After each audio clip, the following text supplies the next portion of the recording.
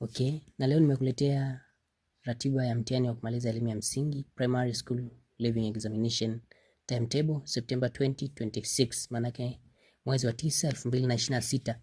Mtihani utafanya kwa siku mbili, Jumatano na Alhamisi. Jumatano itakuwa tarehe 9 mwezi wa 9 2026 na Alhamisi yake itakuwa tarehe 10 mwezi wa 9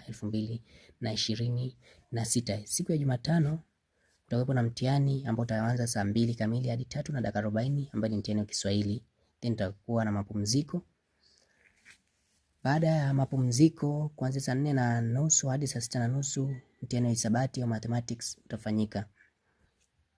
Then watapata mapumziko saa 6:30 hadi saa 8:30 ni mapumziko. Then 8:30 hadi 10 kamili jioni ni uraia na maadili, yani civic and moral, wale wanaosoma English medium. Siku ya Alhamisi saa 2 kamili asubuhi hadi 3 na dakika 40 itakuwa mtihani wa English language. Wataenda mapumziko. Kutoka mapumziko saa 4:30 hadi 6 kamili mchana ni science na teknolojia au science and technology. Baada ya kuwa na mapumziko ya lunch saa 8 kamili hadi 9:30 maarifa ya jamii na studies za kazi au social studies and vocational skills. Maelezo ya muhimu au maelekezo ya muhimu ambayo ni ya muhimu kuzingatiwa yameambatanishwa hapa. Okay, ya kwanza, hakikisha una ratiba hii shuleni.